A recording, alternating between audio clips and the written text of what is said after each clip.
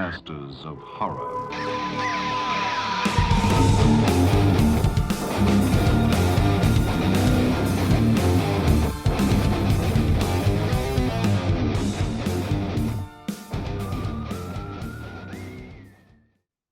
Welcome to the Scariest Things podcast, your gateway to the tropes and trends of the horror genre. This is spooky time with the Scariest Things podcast, and this is lucky number 13 with the original duo, Mike That's Campbell right. and Eric Lee, That's live right. from That's Portland, right. Oregon. That's right.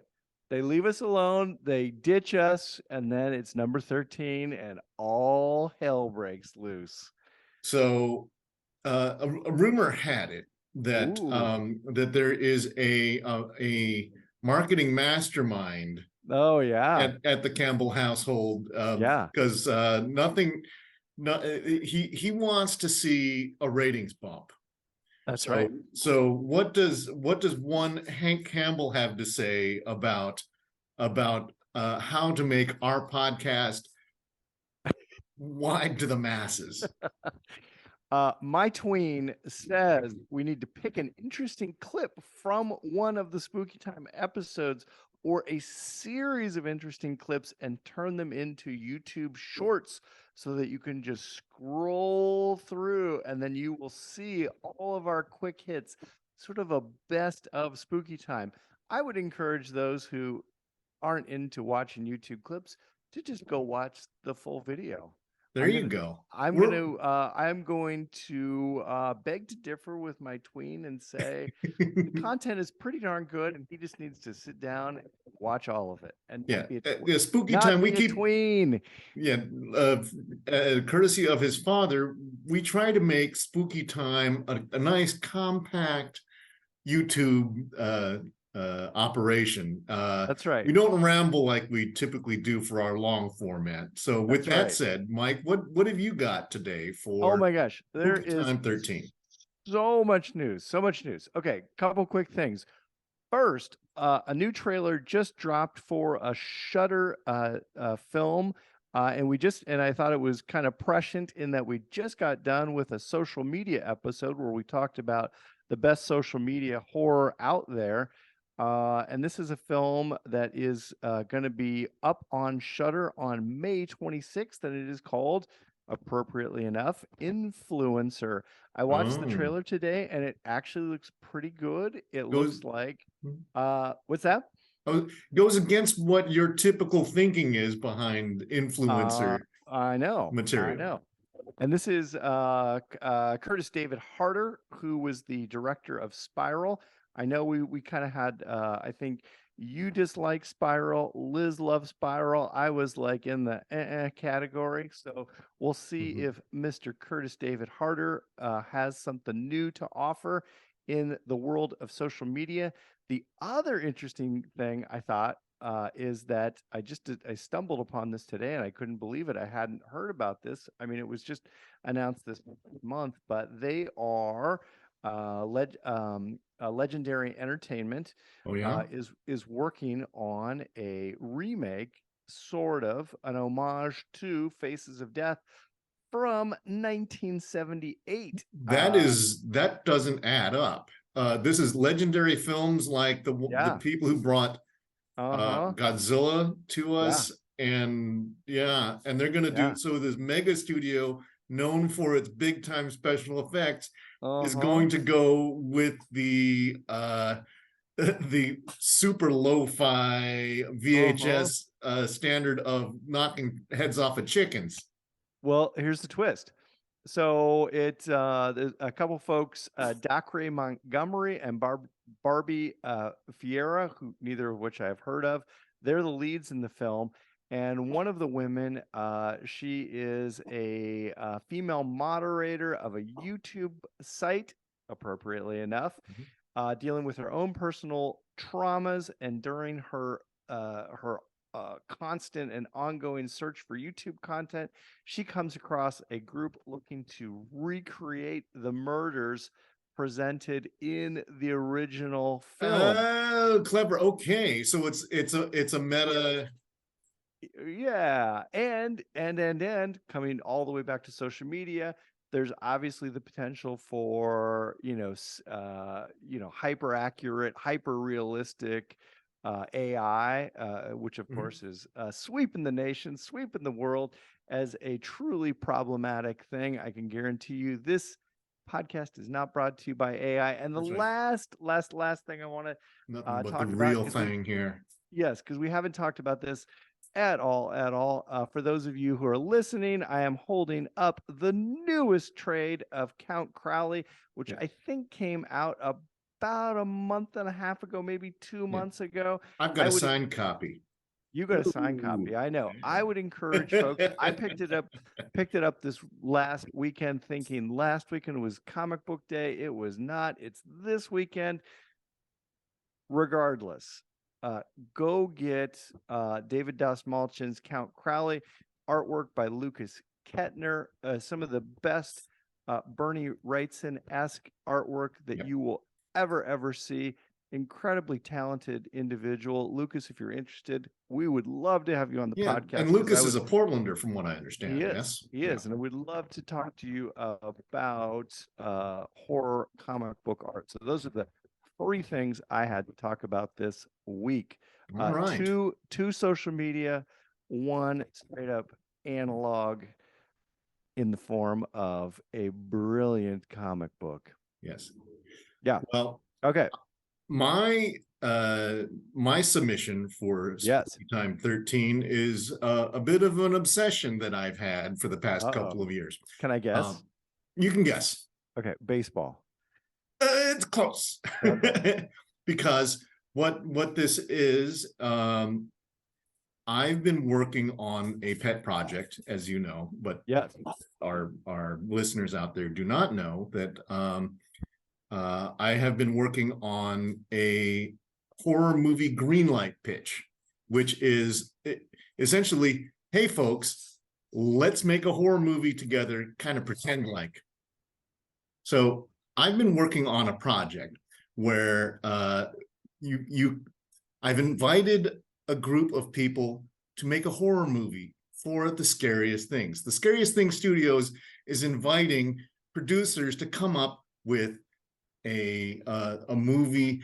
We will provide all the cast, the talent, and the directors from a vast array, from the schlockiest to Oscar-winning real directors, real actors, and then you build up the idea through, you build up a story from putting together your tropes. And this is called... It's called... Can you see it? The Scariest Things Greenlight Pitch, a horror movie fantasy draft. If the League was a horror movie, this is what it would look like. So actually, a point of clarification: this is a fictitious horror film that's getting made, and Eric and I are not ponying up any money for any horror name, movie image, likeness kind of stuff at all. But we will. I will be auction. Well, the winner will get a trophy from courtesy of Crypticon, who has actually asked us to actually do this event. Crypticon's giving them a trophy. I will give them a peck on the cheek. There you go. A smooch from Mike Campbell. who could turn that down? Because maybe a high five. Maybe a high five.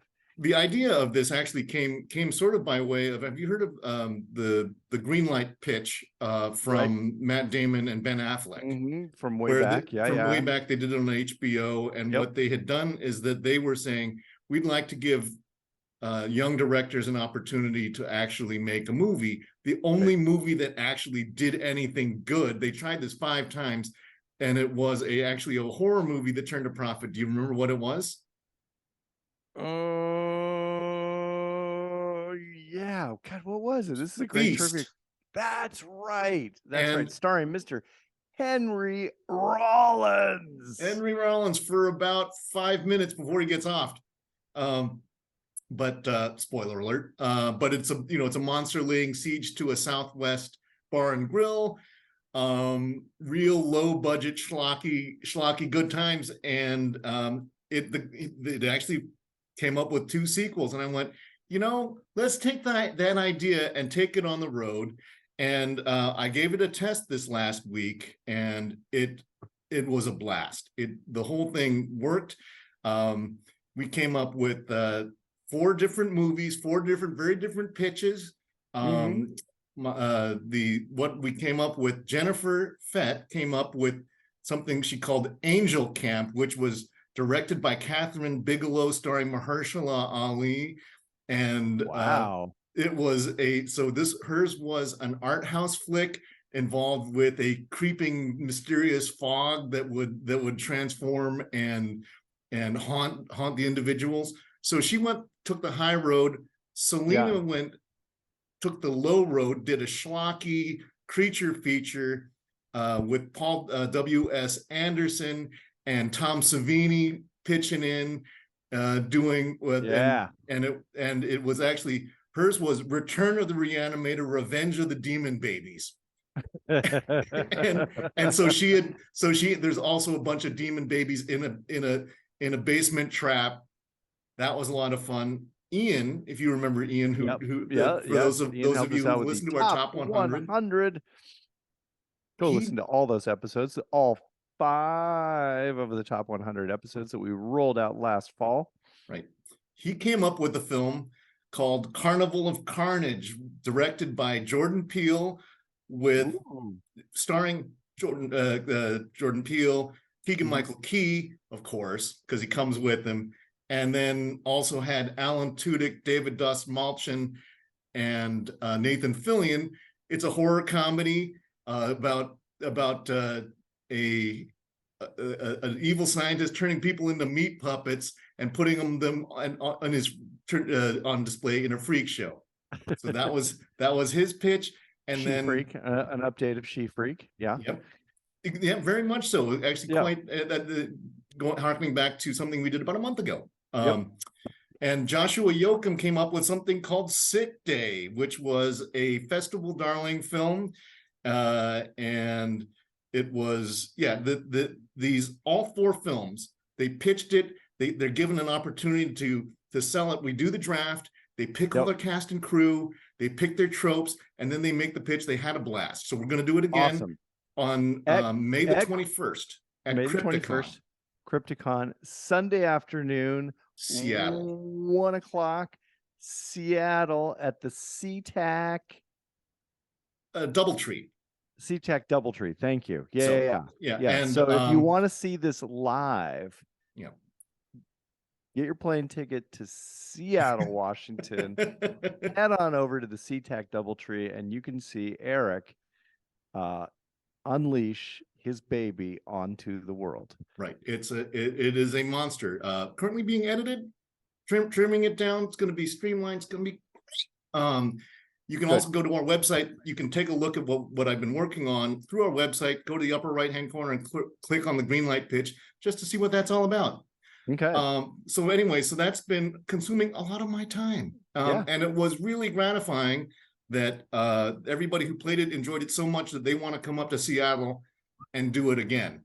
And be as a paid audience. So we'll see what happens. It's funny. I was going to add the first question I was going to ask was, did you get any pitches of the likes that you really hadn't ever heard or seen? And I think in all cases, save for maybe Carnival Carnage, I've never heard of or seen any of those films that you described. No, these are because the idea is that you're supposed to make up you come up with the title and the story yourself, and so you put it together. And the neat thing is that when you pick your tropes, it gives you the backbone of coming up with a horror movie.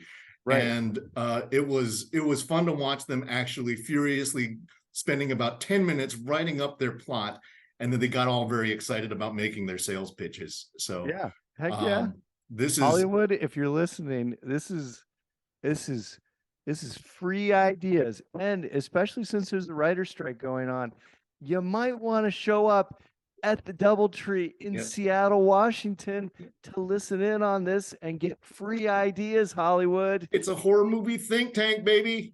Horror movie think tank. All right. I am going to take us out of here very quickly, unless you had anything else, with a Birdemic-esque film that is being released on May 26th It is called Killer Kites, Kites. Yes, Killer Kites, exactly what you're thinking of. The tagline made me chuckle. The tagline to Killer Kites is not the scariest movie, but it's up there. As in, go fly a kite, Killer Kites. Yeah, it's up there. Well, there's it's not the scariest movie, but it's up there. The puns. Well, I hope it's like the Flying Guillotine kung fu movie where the kites come down and like take people's heads off, which would be awesome. Fingers crossed. You can only hope. All right. Thanks for joining. Spooky Time number 13. 13. The Masters of Horror.